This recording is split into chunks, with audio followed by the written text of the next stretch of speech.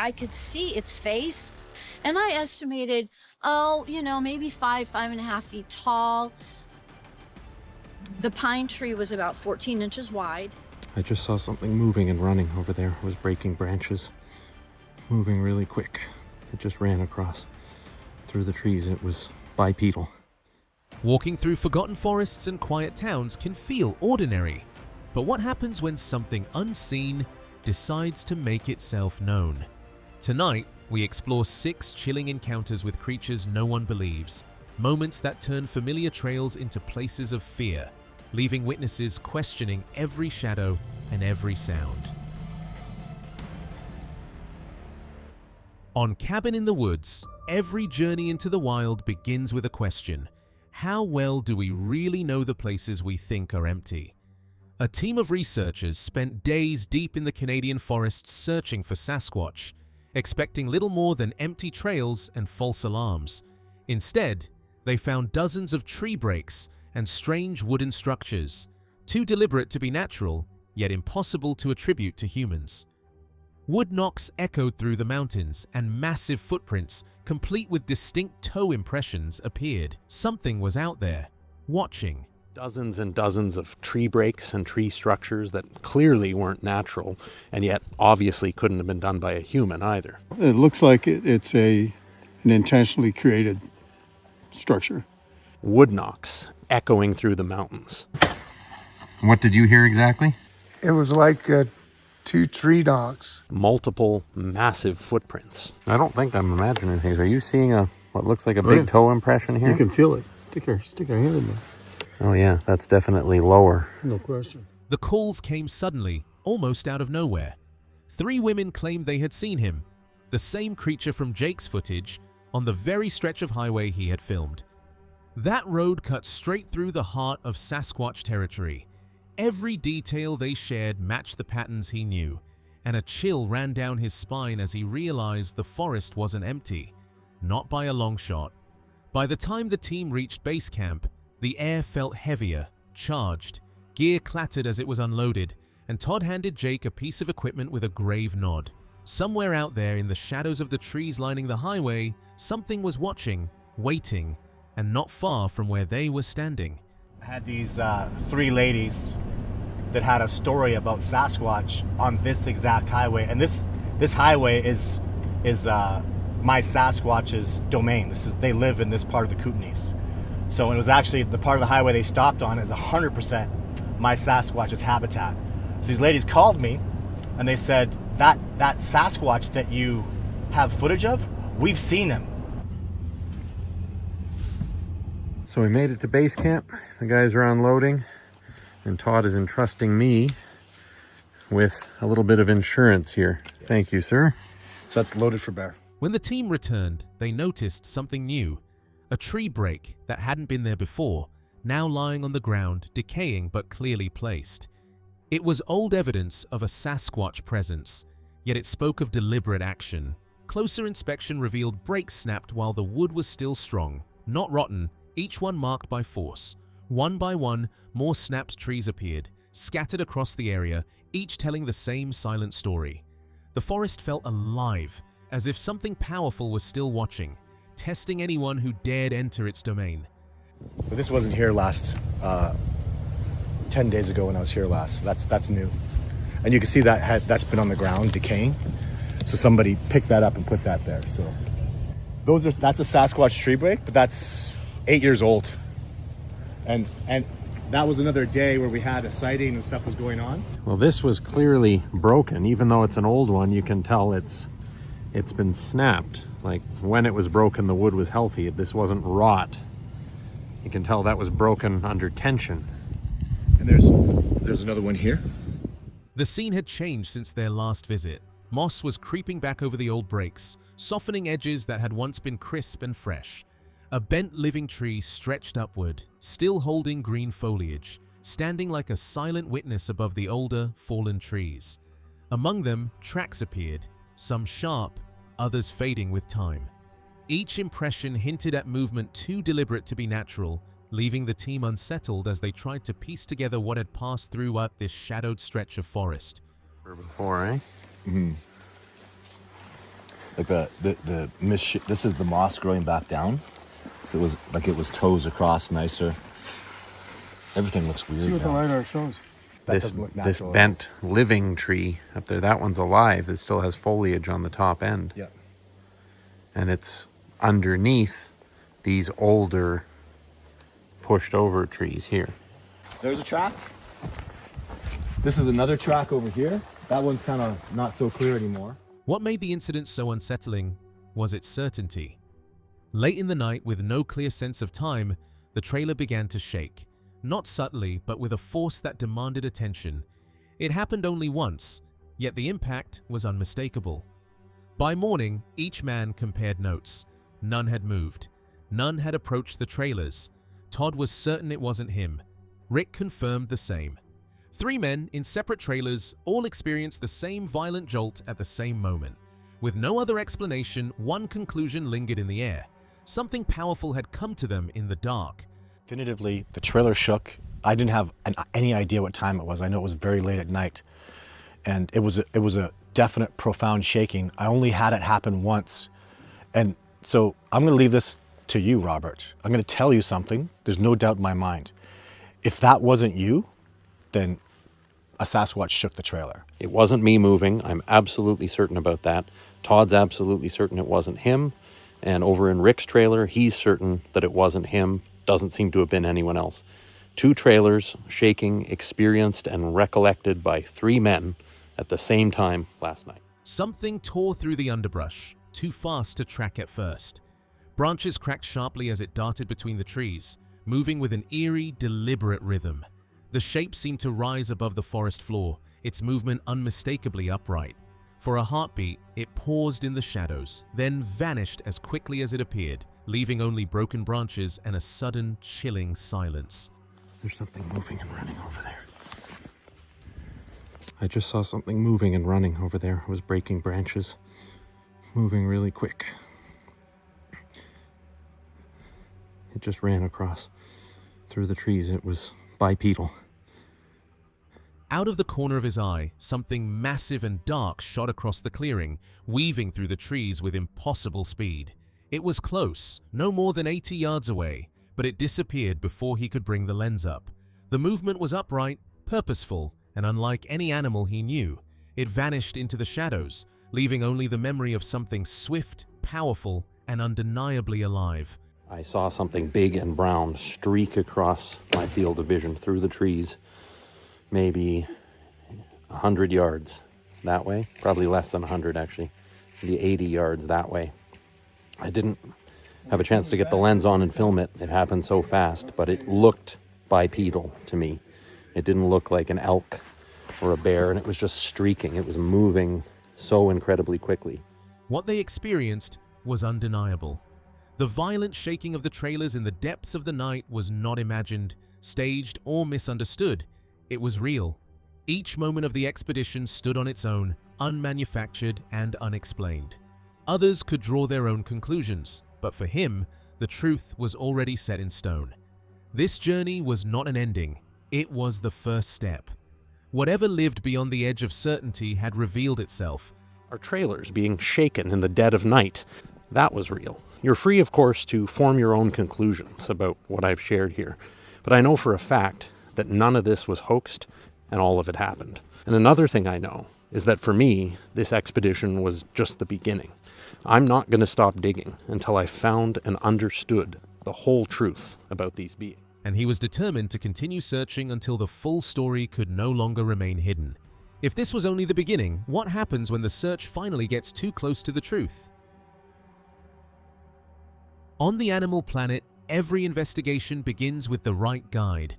In the UK, the first call would have been Adam Davies, but fate placed him deep in North America, tracking Sasquatch.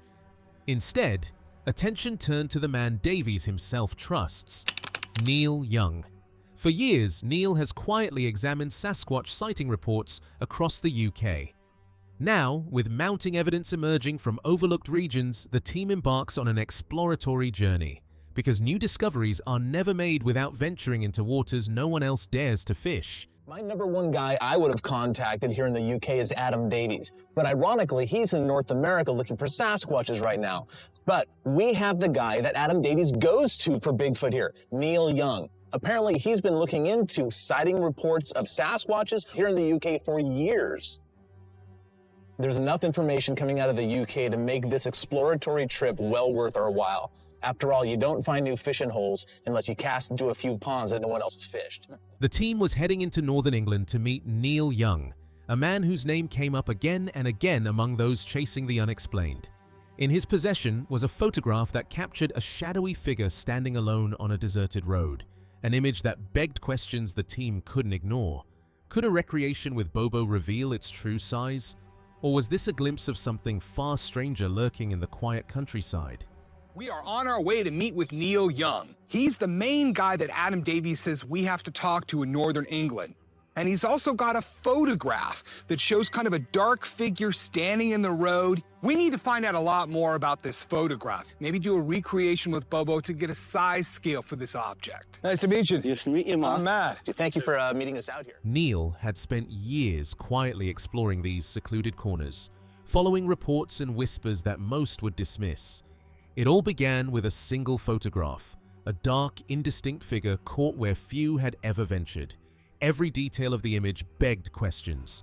What was it? How had it remained hidden for so long? As the team approached Neil's location, the air seemed charged, each shadow and clearing hinting at secrets just out of reach, as if it were watching, holding its stories close. With every step, the mystery deepened, and the photograph loomed over them, a silent promise that what they were about to uncover would not be easily explained. How big is the forest? 11 square mile, so it's pretty big. So how long have you been coming around here looking for Bigfoots? It all started about 10 years ago, and I took the photograph that I took. It was up that way. Well, let's go back and see where that photo was taken. Arriving at Neil's location here, this area does look very squatchy, and this photo is the only photographic evidence that anybody knows about here. This was the spot where the photograph had been captured, a place just a short walk from where Neil stood. He recalled approaching cautiously, drawn by sounds unlike anything ordinary, a strange mix of calls and snaps echoing through the underbrush. Every step brought him closer to the unknown, the forest alive with movement and sound. Then, suddenly, something dashed across his path, a fleeting shadow that confirmed what he had only begun to suspect. The moment was brief, yet it left an indelible mark, turning a quiet stretch of woodland into the scene of a mystery that refused to let go. So this is where the photo was taken, approximately 300 yards down that way. Can you tell us what happened and what led up to the photograph? I come down this way, and I could hear the noises that they make. It's like a sound. And I stopped because I could hear the vocals and branch snapping, and sure enough, one ran across. The figure appeared suddenly, a solid, shadowy shape that didn't belong to the forest. It wasn't an animal he knew about, not a person in disguise, nothing that made sense. Its movements were eerily smooth, legs carrying it with a quiet confidence that sent a chill through Neil. Every step it took seemed deliberate, like it knew exactly who was watching. In that instant, the forest felt alive, and the photograph became more than an image. It was proof of something that refused to be explained. I think I was just completely one color. So you were looking at an object from the side, so you could rule out that that wasn't any large ungulate like a deer? Definitely. It was a figure. Poacher in a ghillie suit or something, possibly? Well, the range around here doesn't take kindly to poachers, so I doubt it. Can you describe how the thing walked?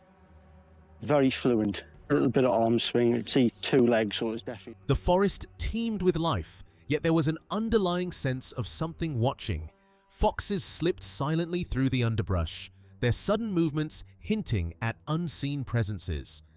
Every rustle of leaves and snap of a branch kept the team on edge, reminding them that this wilderness held secrets most would never uncover. It was a place where the ordinary and the extraordinary seemed to exist side by side, and every step forward felt like stepping deeper into the unknown.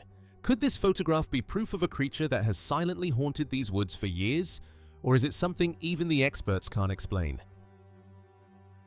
On a flash of beauty, Bigfoot revealed, the most compelling encounters come from those who believe they know the wilderness inside and out. Mark Franks, an Alaska resident, had built his life in the rugged terrain near the North Pole, just east of Fairbanks, an area he thought he fully understood. That certainty would not last. After moving deeper into the region in 2022, the land he trusted began to respond in unfamiliar ways. What started as routine days in the Alaskan wilderness slowly unfolded into an experience that forced Mark to confront the possibility that he was no longer alone. And I'm an Alaska resident for almost 31 years, and we're in North Pole, Alaska, which is 18 miles east of Fairbanks, Alaska. And I've lived in this particular region here since 2022. I lived in Fairbanks for a couple of years as well. Frank's experiences in Alaska did not occur in isolation. They unfolded repeatedly across years and seasons, including the brutal winter months. Though visual encounters were fleeting, the physical evidence was undeniable. Large, unexplained tracks appearing again and again in remote terrain. Each discovery deepened the sense that something intelligent was moving through those woods, just beyond clear sight. Long before Alaska, Mark was raised in Michigan's Upper Peninsula, a landscape of dense forests. That lifelong familiarity with wilderness makes his encounters all the more compelling, because he knows when something does not belong. I've had numerous encounters with Sasquatch in Alaska. I've encountered them in the wintertime as far as seeing them visually. I've seen their tracks numerous times. I sent some emails to myself. If you want, later on I can show you some of those pictures that I have on my computer. I was born and raised the Upper Peninsula of Michigan, which is a very wooded, thick area.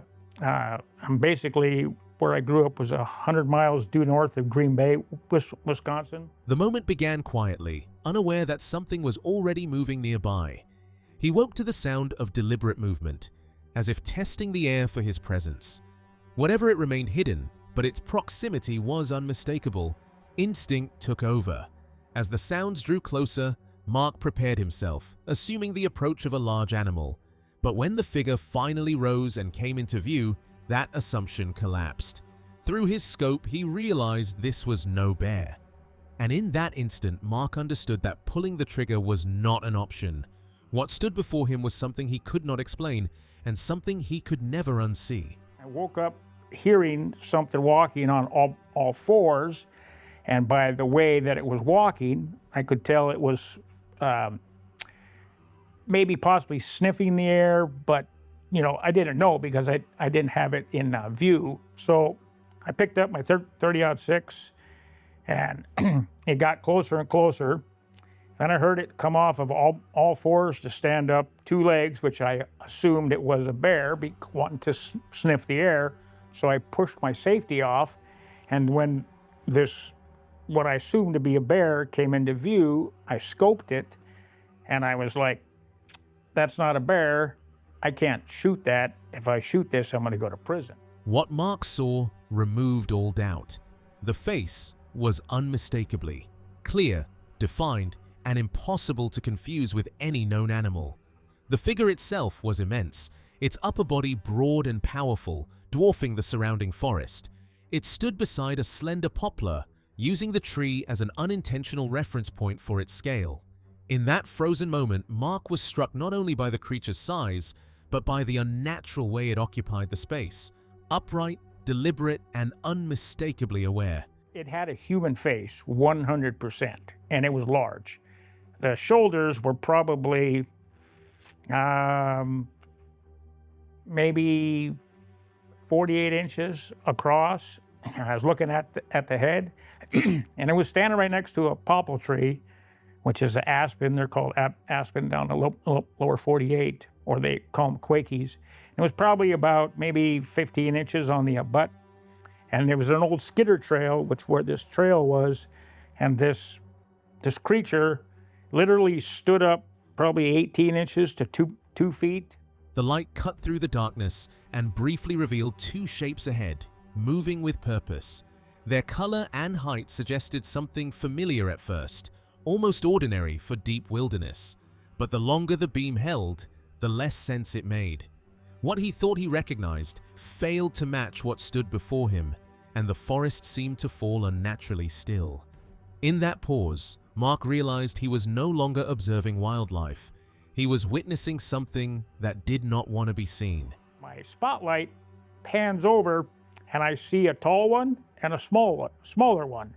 And they were brown. And when I saw the brown color, I thought they were elk standing on their hind legs getting pine cones from the trees, because I had seen them do that when I used to hunt in Idaho and Montana.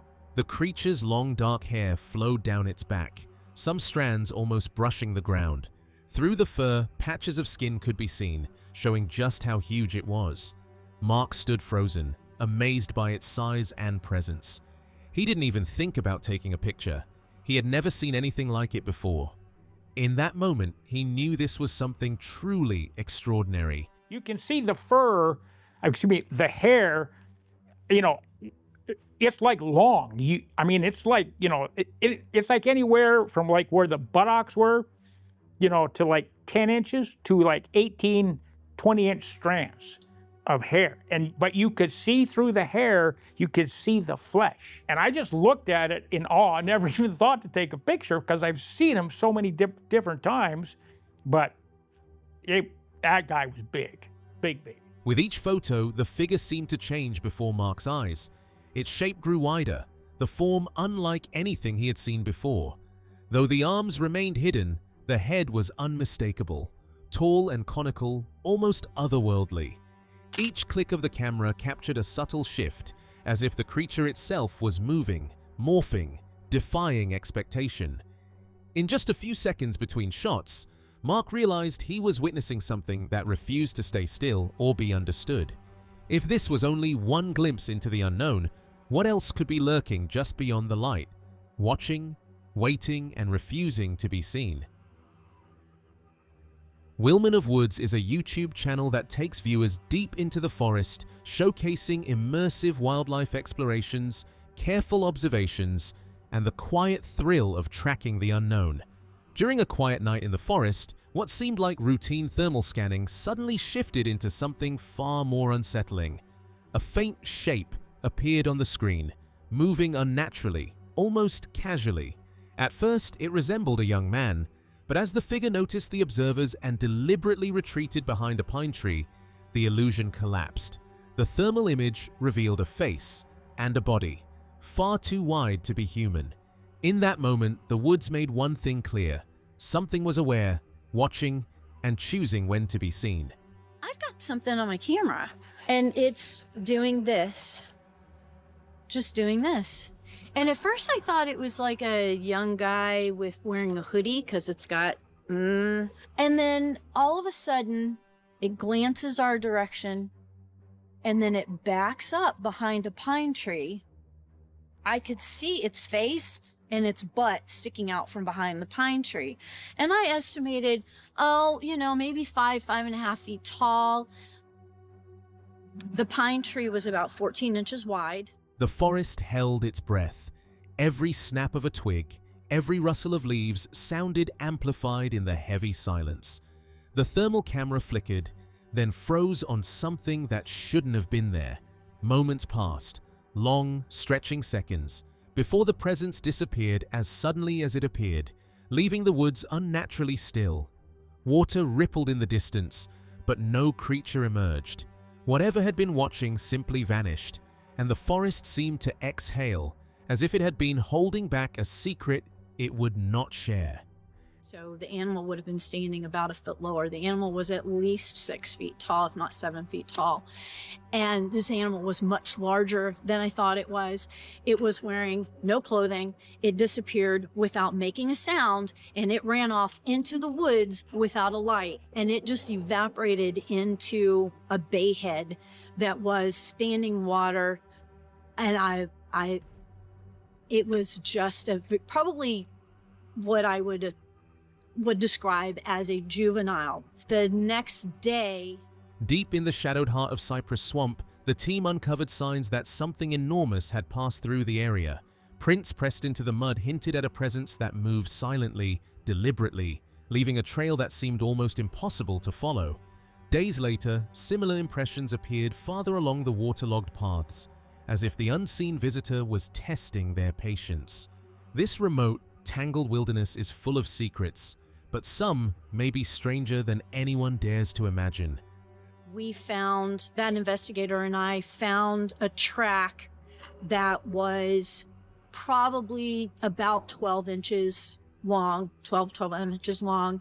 And then the following February is when I found and cast this track. This track was about 40 yards from where we found the first track.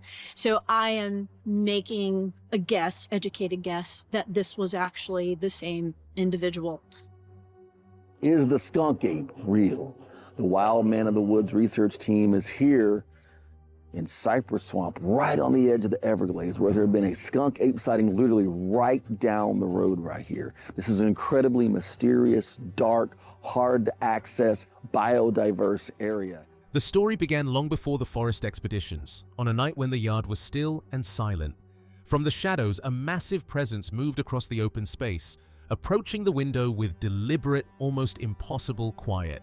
It came close enough that the faint glow revealed unexpected details beneath the surface, a glimpse of something both wild and intelligent. That moment left an unshakable mark, a reminder that the unknown often lingers just beyond the edges of perception. So yeah, this started for me when I was 4 years old. I was looking out my window one night, and this very large animal came approaching from my right-hand side. It approached the window from across the yard, and it got very close to my window from outside. It came so close that I could actually see where the facial hair started underneath the orbital bone. The presence lingered at the edge of the window, close enough that every detail seemed sharper than reality should allow. The shape of the head, the texture of the thickened hair along the jaw, the intensity in its gaze, all combined to create an overwhelming sense of awareness. It moved with an almost unnatural silence, gliding forward with deliberate purpose, stopping only to lock eyes with her. Time stretched in that moment, heavy with the realization that something immense, intelligent, and entirely unexplainable was watching, studying, and unflinchingly present. Detail of the face, the facial hair. There was a thicker hair on its chin, and the shape of its head. It definitely had that sagittal crest and a kind of a flat forehead. The animal walked slightly forward, and I still remember that it almost was like it glided up toward the window, up toward me. And I remember that this animal was looking down on me, and it made eye contact with me and held my gaze for quite a while. As frightening as that probably would be, because this animal was massive. The movement was astonishing, swift, fluid, almost impossible to track. It leaned forward, close to the ground, its motion deliberate and unnervingly precise. The memory lingered for decades, replaying with the same intensity, unchanged by time. What remained most haunting was the unbroken gaze, the way the presence locked eyes before vanishing with impossible speed.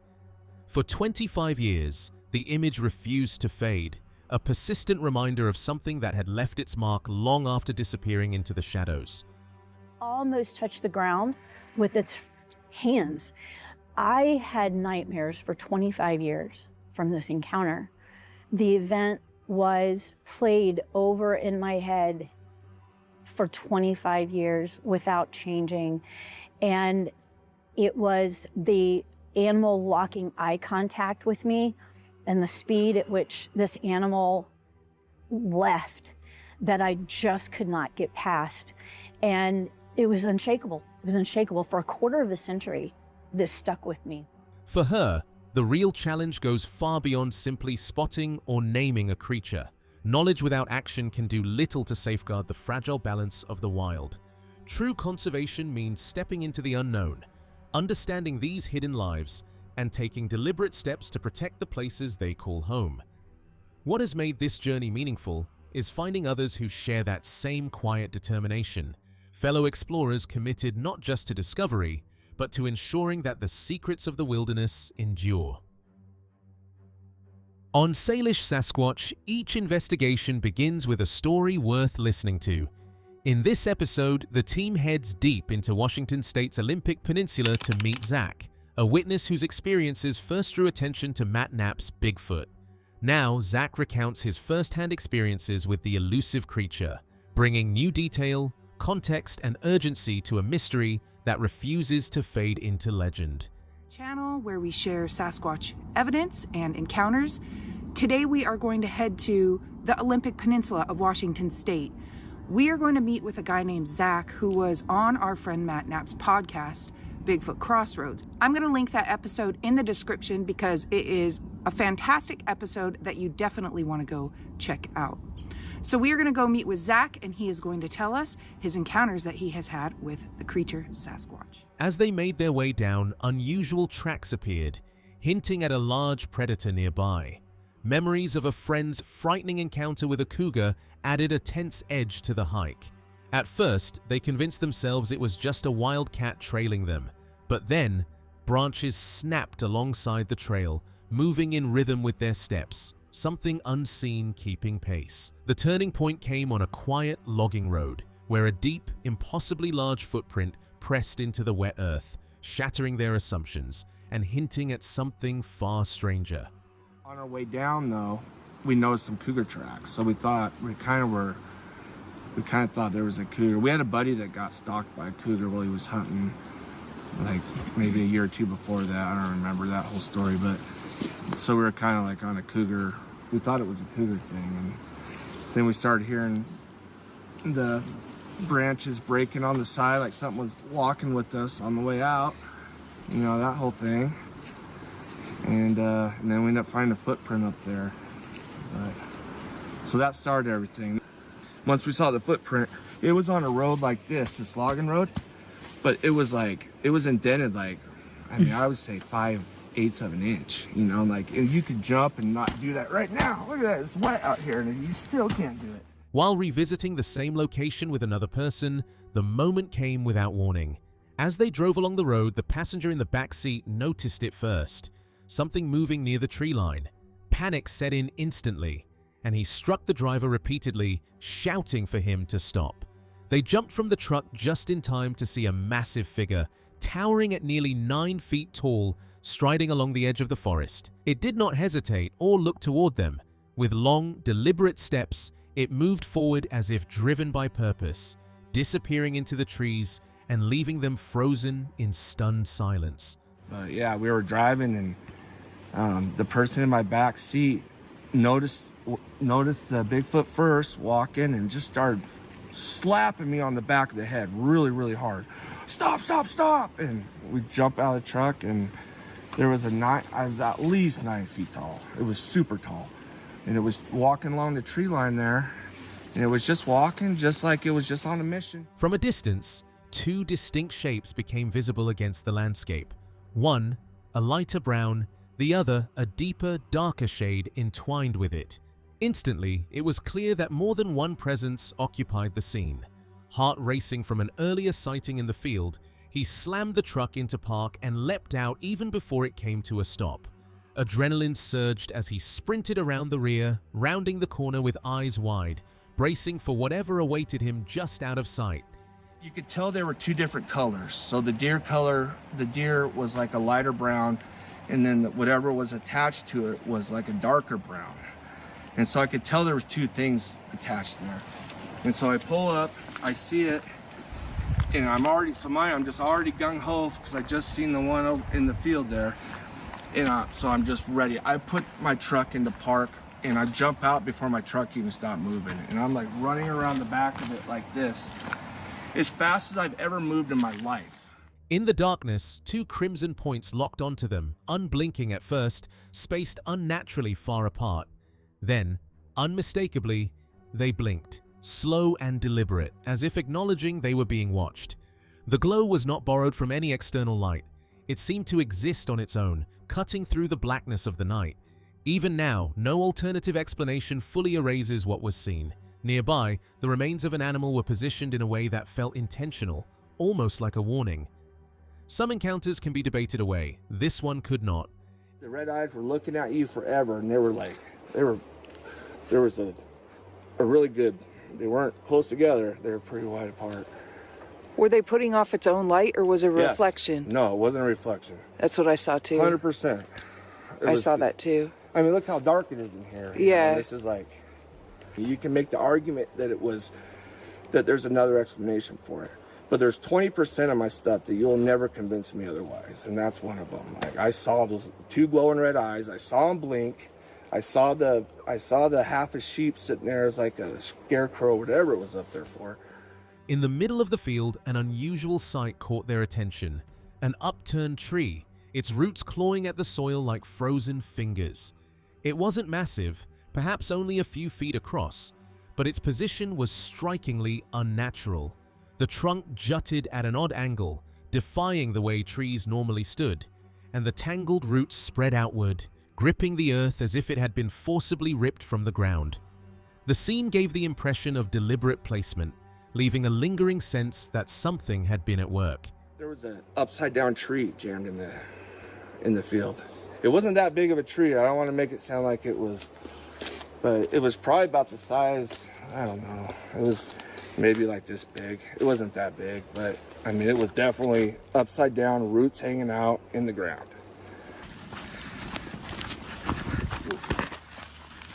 Could there be a creature moving silently just beyond the tree line, watching every step? Or is this a mystery that will forever resist explanation? On Salish Sasquatch, the question isn't just what exists, it's whether we're ready to face it when it chooses to reveal itself.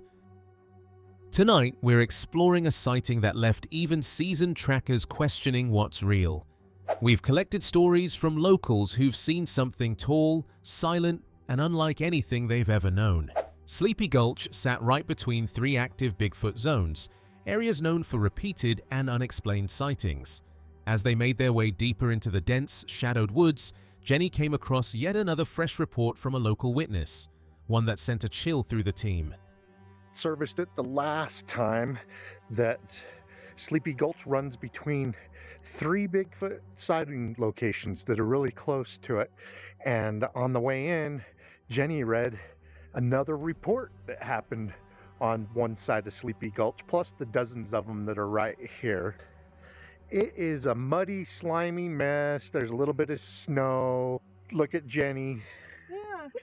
Jenny fell down in the mud. She's like, I hope that doesn't stain. I know. I think she's gonna be fine. With every step, the sense that they were being watched, hunted even, grew stronger.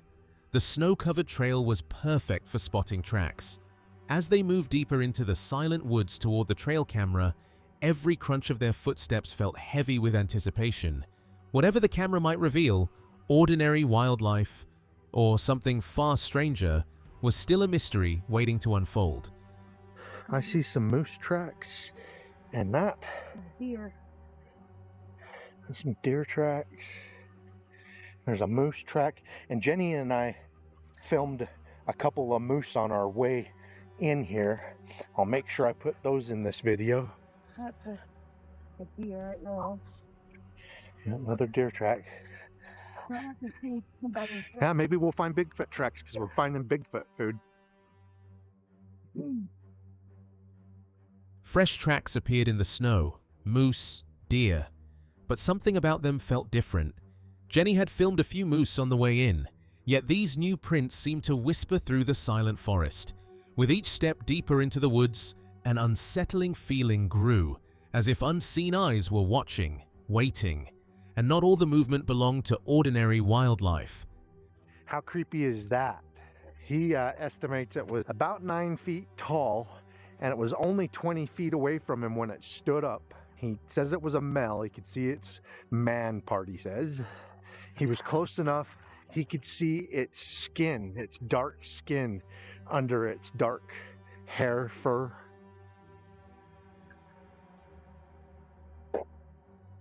And he says it got up and it never looked directly at him. Acted like he wasn't there and kind of took a step towards him. He shared the story of a friend Casey's terrifying encounter while camping. His friend had gone into the willows to cut some branches for hot dog roasters when, just 20 feet away, a massive Bigfoot rose up from the shadows, silently watching.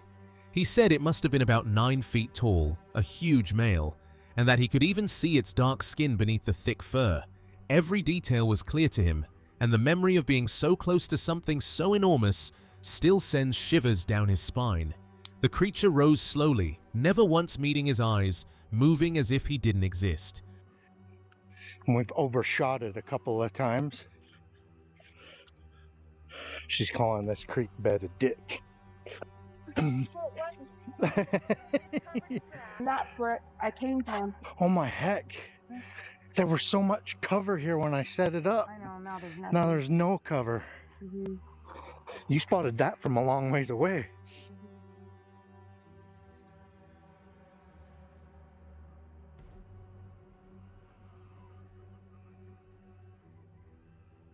One step forward, then a quiet shift to the side, and it vanished into the shadows. The forest fell silent, but the chilling sense of being watched lingered, as if something enormous had just brushed past his world and disappeared without a trace. Not far from that same eerie stretch of woods, Jenny heard a story that sent chills down her spine. A woman she knows, who does her nails, told her how her boyfriend had a face-to-face encounter with a Bigfoot in the willows while camping. So close, so real, it felt like the creature was watching his every move, leaving him shaken and questioning everything he thought he knew about the forest. If it appeared just 20 feet away from someone else, what would happen if it appeared near you? The Cabin in the Woods channel delves into the most remote and haunting locations, uncovering stories that linger long after the cameras stop rolling. In August 2013, a couple vacationing on Vancouver Island took a secluded back road leading toward the tiny village of Port Renfrew. Surrounded on both sides by thick forest and with barely a sign of civilization, the narrow road seemed to disappear into the wilderness. During their drive, they paused by a quiet roadside creek, a seemingly ordinary moment that would soon unfold into an encounter far from ordinary, a tale the channel would later bring vividly to light. So as I said, in August 2013, this couple was on vacation on Vancouver Island. They were driving this rather obscure back road toward a tiny hamlet called Port Renfrew. During our trip, my wife and daughter and I drove this same road, and we also visited Port Renfrew. And I can tell you that this particular road is small and narrow and lined with dense forest on either side, and really not much else. Zero signs of civilization. The couple, no strangers to wandering deep into the wilderness, decided to follow a nearly dry creek bed, hoping it would guide them safely through the dense forest. Barely a couple hundred feet in, the sudden sound of snapping branches ahead made them pause. Through the shadows, a towering figure appeared, upright, swaying slightly, with a cone-shaped head and broad, imposing shoulders. It was a presence unlike anything they had encountered, leaving them frozen between awe and fear as they tried to comprehend what they were seeing. They had walked only about 200 feet into the tree line along this creek bed when they suddenly heard branches breaking up ahead. They looked 75 to 100 feet further into the forest in the direction they were going, and that's when they saw this large, upright figure. The figure was standing bipedally, they said, and swaying back and forth. The couple said it looked like it had a cone-shaped head and broad, bulky shoulders. The couple insisted that what they were seeing couldn't be a bear. Wendy, walking slightly ahead, suddenly stopped and gestured back to her partner, drawing his gaze toward a shape 75 to 100 feet away. At first glance, they thought it might be an animal, but its stance was unmistakably upright, moving on two legs. Even from that distance, its head had an unusual, almost conical shape, an appearance that left the couple uneasy, realizing they were witnessing something entirely out of the ordinary. They stressed that in their opinion, this was not a bear.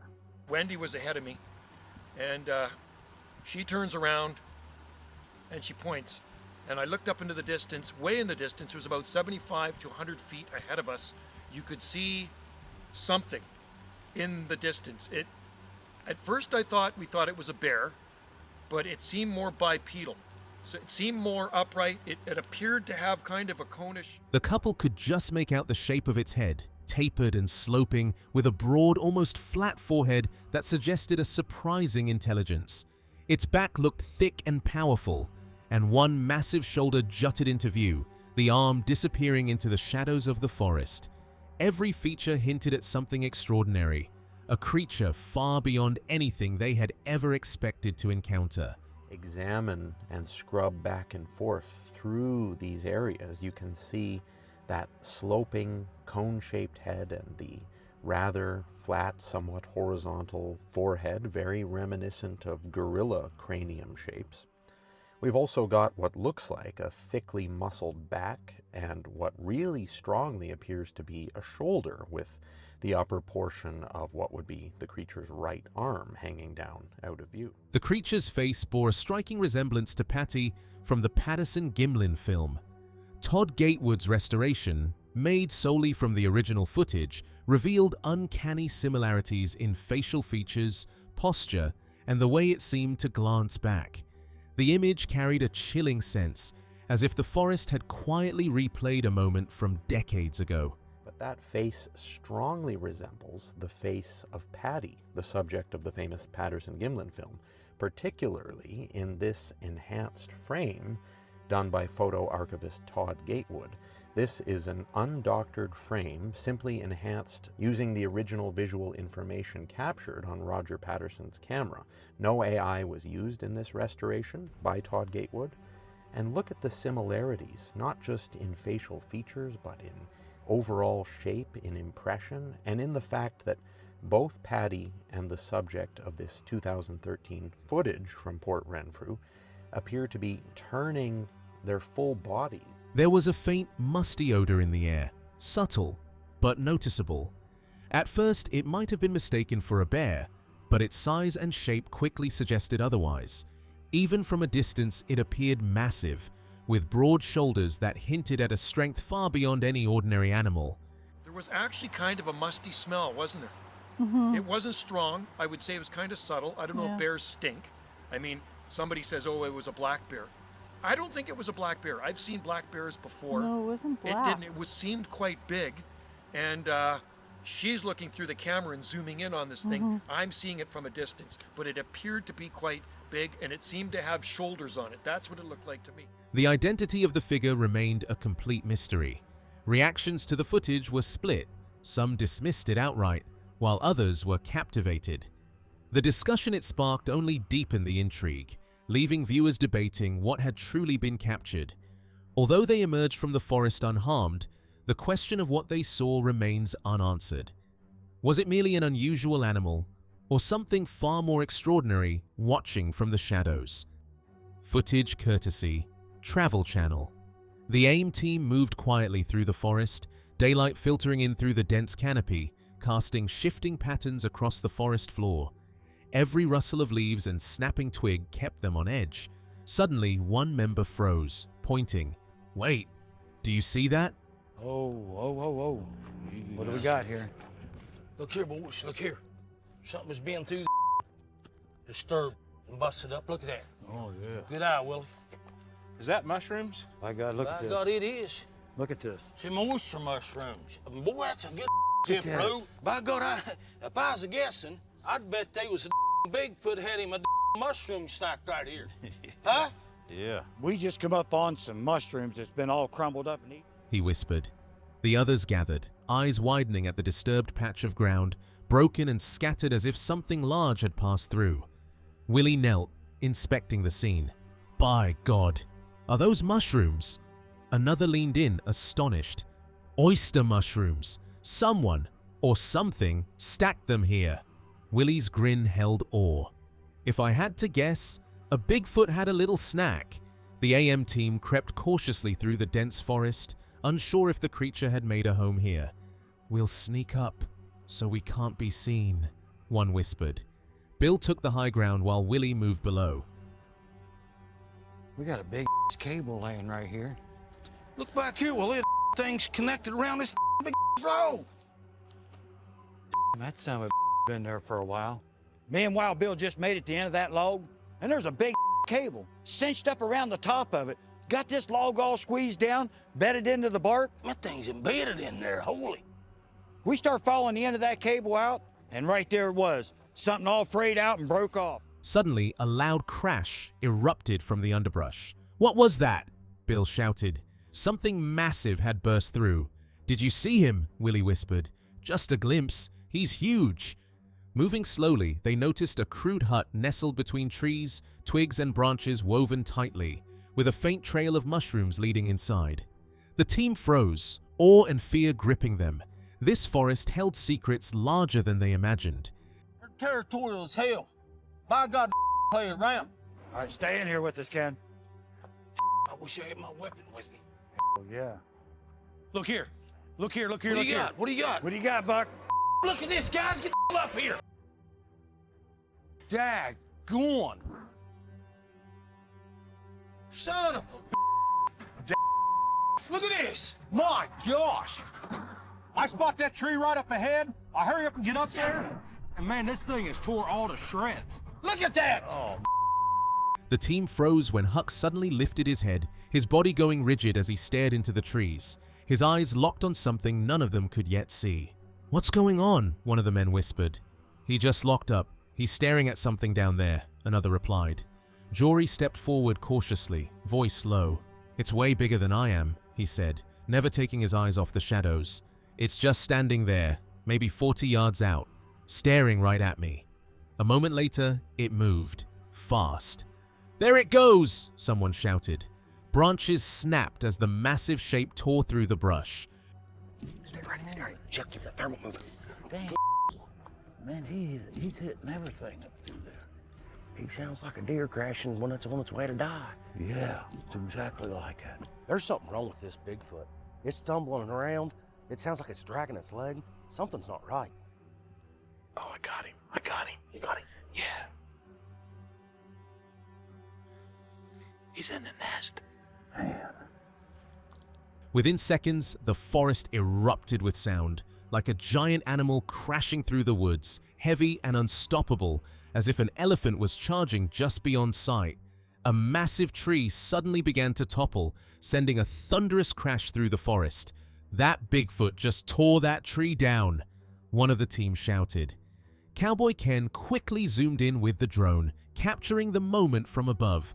The enormous tree came crashing to the ground, splintering as it fell. The team exchanged stunned looks. "You heard that high-pitched squall, then that tree knocked. You know exactly what took it down," one whispered in awe. The footage on Ken's drone confirmed it. That's a what is that? Oh, look, oh my God. There's a tree coming down. The tree coming down. Son of a that Bigfoot just tore that tree down. Holy Cowboy Ken zooms in on that drone, and there it is. A big-ass tree comes crashing to the ground. You heard that high squall and you heard that tree knock. You know exactly what took that tree down. That was a Bigfoot. Yes, that Bigfoot, that son of a bitch just ripped that big tree down. And Cowboy Ken, A massive creature, powerful beyond belief, had ripped the tree from its roots with sheer strength. The team came across a huge honey locust. One of them pointed and whispered, amazed. In front of them stood a massive Bigfoot nest, over 15 feet tall. They had guessed there might be a nest here, but seeing it in person was unbelievable. Oh my. Guys, this is awesome. My gosh. Check this thing out. We've seen Bigfoot nests before with the grass man. What is this, guys? that's a thing's nest. You look. The Yahoo. It's a nest. Oh, look at that. Oh. It is a nest. The Midnight Whistler. But none of them can even hold a candle to what we just found. It's not even like comparing apples and oranges. It's like comparing apples and meatballs. You ought to see the way this thing's weaved together. Every branch and stick looked carefully placed. This was the biggest Bigfoot nest they had ever seen, a true sign that the forest was home to something mysterious and powerful. The team froze, eyes locked on a movement high in the trees. "Look, right there," one whispered. A massive figure strode upright, impossibly large. "That's Bigfoot!" another gasped. "No doubt about it!" Excitement and adrenaline surged through the team. "We have to track that Bigfoot and find that building," someone said, hearts racing as the forest held its secrets just out of reach. But the real question is, will they catch up to it before it disappears into the forest forever? Footage, courtesy Animal Planet. In the bright daylight filtering through the windows, Cliff stepped forward with a calm confidence, his voice carrying just enough urgency to make the room lean in. He thanked everyone for being there, making it clear that this wasn't just another town hall.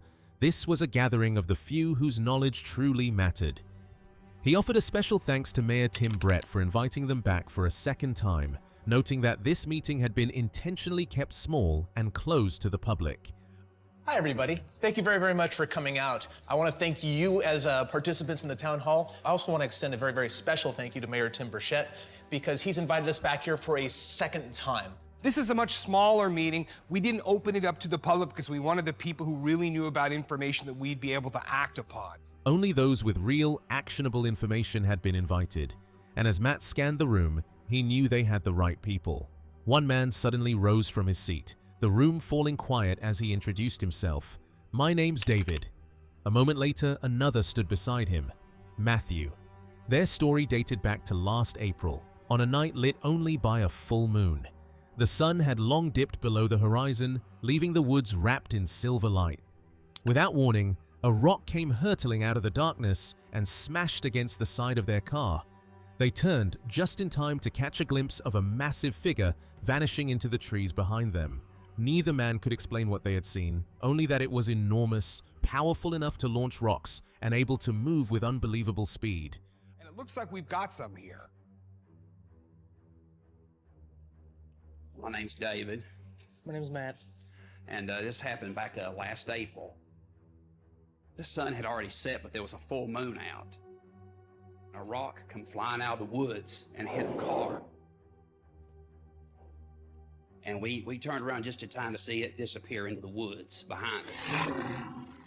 I can't explain what it was. I don't know what it was. It was big, it could throw rocks, and it could move like nobody's business. Another witness stepped forward, explaining that she and her husband had been on their way home, easing their car over the hill that night.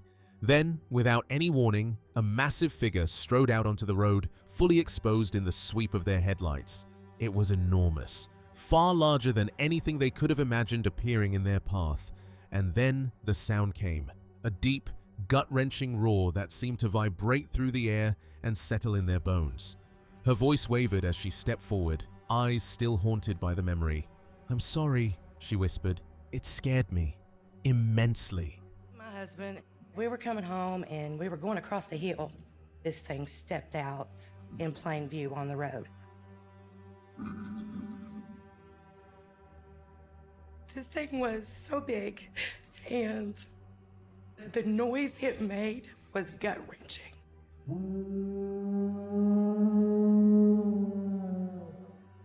I'm sorry, it scared me tremendous. I still have nightmares. The encounter had left a mark so deep that even now she was still haunted by nightmares, reliving the terror of that night over and over. Another witness, a man named Matt, leaned forward with a serious expression as he began sharing what he knew about the area. He explained that the national government owns a vast stretch of land there, territory that is completely off limits to the public. Back in World War II, he said, the atomic bomb was built on this very property. Hey guys, my name's Matt Sieber. The national government has a very large piece of property in this area that is off limits to people.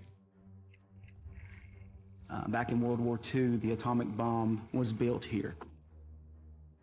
Don't cross the fence. Don't go through the gate. You'll be in a lot of trouble.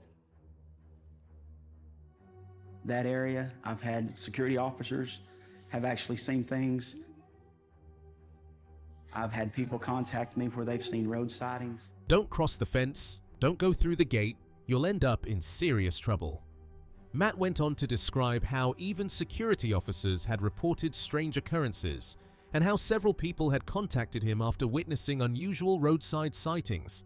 He had even discovered actual tracks himself, evidence that something was moving through the restricted area, something that definitely wasn't supposed to be there. The government could tell you if they were willing to. I can get you guys as close to this facility as legally possible. Mayor Tim vetted some great witnesses for us for our town hall meeting, and they each marked their sighting location on a map. But before we go to those witnesses, we have to check out this property across from this top secret base that Matt Sieber's been talking about. This is an enormous sprawl of government land that's completely off limits to unclassified personnel. What do you think? Could all these witnesses be seeing the same thing, or is something else lurking in these restricted woods? Comment below and let us know if you believe these encounters are real. YouTube upload in the fall of one of those clips that didn't seem. A group of campers in Provo been filming what they believed was a, but when the dark figure right, everything of shock ran through the group. They were retreating fast to have captured something far more mysterious wildlife. The began as nothing more than just a dark share, but that's instantly. One a video camera and began recording a massive shadowy figure before it slowly rises to its full height than were prepared to see. That's when things get. People say it's just a. My name's Robert. I'm a Canadian filmmaker and researcher, and ever since having my own Sasquatch encounter in September 2024, I felt compelled to dig as deeply as it took to discover the truth about these mysterious beings. So join me on this deep dive as I investigate 3 pieces of footage that captured real, living Sasquatches. Really makes sense of, but something more. As the large left arm swings into view, match the shape or position of arms on 2 feet. While frame by frame, the observer a distinct head. The encounter had already. When the dark figure in the brush suddenly stood upright, the group reacted with shock and understandably retreated very quickly.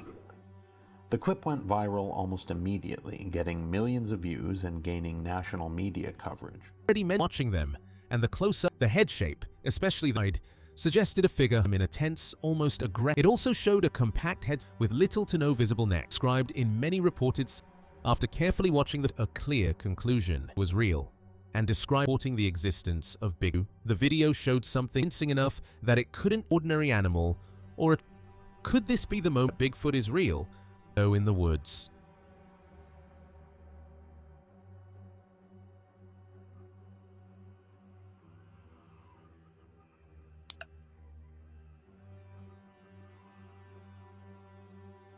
As I was scrubbing through this zoomed-in version, I noticed what is obviously a head. The people filming commented that they could see the creature looking at them, and when I see this head, particularly the visible darkening contours on one side, I can see that it is indeed hunched over, facing them in this ominous, aggressive pose. And there's no doubt that this is the compact head sitting squarely on the shoulders with no neck to speak of that is so commonly reported.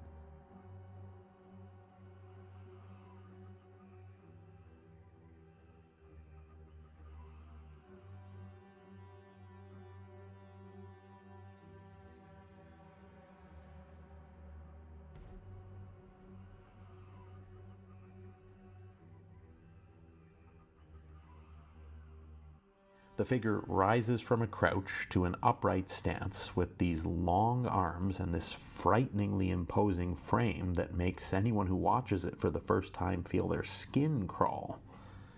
These movements are consistent with numerous Sasquatch descriptions and are honestly more difficult to explain away as a bear.